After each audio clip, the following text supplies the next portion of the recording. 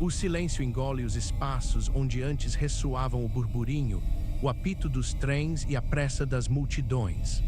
Em algum lugar, uma estação de trem abandonada, ou talvez uma linha de metrô esquecida, se ergue como um monumento à ausência. Suas plataformas estão vazias, os trilhos enferrujados e os corredores, antes cheios de vida, agora abrigam apenas o eco de passos que não existem mais. Onde deveriam estar os passageiros, horas há apenas poeira e o vento que assobia através das janelas quebradas. Este não é o cenário de um desastre repentino, mas sim o testemunho de um colapso silencioso, moldado por decisões que se perderam no tempo. Esses espaços, gigantes de concreto e aço, foram erguidos com a promessa de conectar mundos, de encurtar distâncias, de impulsionar o progresso. Eram o coração pulsante de comunidades, a artéria que irrigava o fluxo da vida urbana. Mas, em vez de cumprirem seu destino, foram deixados para trás, transformados em ruínas modernas que sussurram histórias de um futuro que nunca chegou. A verdadeira questão é como a rigidez de um sistema de transporte público, concebido para um amanhã glorioso, pode condenar bairros inteiros ao isolamento e à ruína, mesmo sem um desastre visível ou uma catástrofe estrondosa. Observe os detalhes. As paredes, antes revestidas com azulejos brilhantes, agora exibem manchas de umidade e grafites desbotados. A vegetação rasteira se infiltra pelas frestas do concreto rachado, reivindicando o que um dia foi um espaço puramente humano.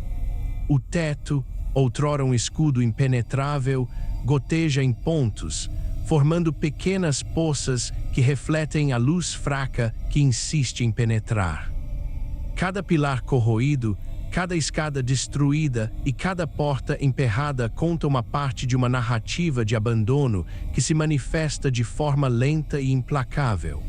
Não há vestígios de explosões, inundações recentes ou terremotos. A infraestrutura, em sua essência, permanece, mas sua função se esvaiu. A decadência não veio de uma falha técnica imediata, mas de uma série de escolhas e eventos muito mais sutis. Talvez a cidade tenha crescido em outra direção, ou o custo de manutenção se tornou insustentável. Talvez as previsões demográficas, que justificaram a construção massiva, se mostraram erradas e os passageiros esperados jamais apareceram. O que resta é a casca de uma ambição, um esqueleto de concreto que não serve a ninguém. A ausência de movimento é a prova mais gritante.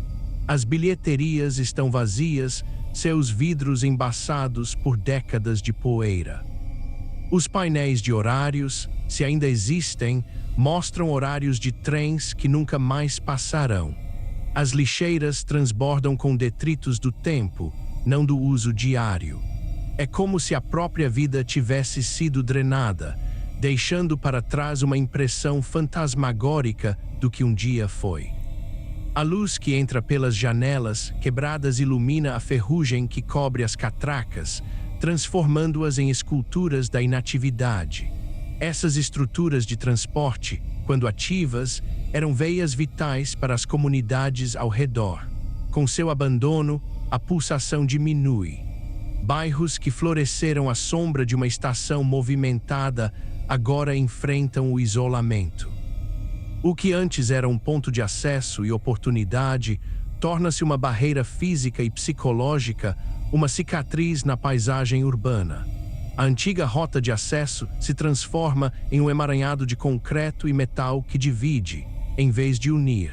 A promessa de mobilidade se converte em um lembrete constante de estagnação. A rigidez desses sistemas de transporte é uma faca de dois gumes. Construídos para durar, segundosão difíceis de adaptar ou remover quando se tornam obsoletos. Uma ponte ferroviária que não leva a lugar nenhum, um túnel de metrô que não abriga trens, uma estação que não recebe passageiros. Cada elemento é um investimento colossal, um testemunho de engenharia, agora preso em um estado de inutilidade. O custo não é apenas o da construção original, mas também o do espaço ocupado, da manutenção mínima e do obstáculo que representam. Corredores escuros se estendem para o vazio, convidando a uma exploração que se choca com a melancolia. A cada passo, o som ecoa, amplificando a solidão. Onde haveria o cheiro de graxa, de café, de gente horazá apenas o odor de mofo e estagnação. Objetos esquecidos, como um jornal velho ou um sapato solitário segundosão cápsulas do tempo, lembretes de uma vida que se moveu e deixou esses lugares para trás. Eles são como cidades fantasmas em miniatura, microcosmos de um colapso que não é violento, mas profundo. A grande revelação, no entanto, não está na ruína em si, mas na sua origem. Esses lugares não são vítimas de um desastre natural ou de um ataque inimigo segundosão. Na verdade, fósseis de uma visão de futuro, a materialização de um planejamento humano que falhou em prever a imprevisibilidade da vida segundosão, a prova de que as maiores ambições e os investimentos mais pesados podem se tornar os mais eloquentes monumentos à miopia. Cada trilho enferrujado e cada plataforma coberta de musgo grita a fragilidade das projeções humanas. Essas estações e linhas abandonadas são mais do que meras ruínas, segundosão lembretes concretos de que o progresso não é uma linha reta e que as grandes decisões, por mais bem intencionadas que sejam, podem moldar um destino de esquecimento.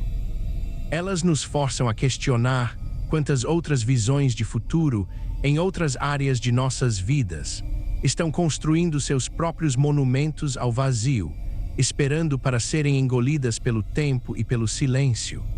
A história dessas infraestruturas paralisadas é um eco perturbador da nossa própria capacidade de construir o que, um dia, será abandonado.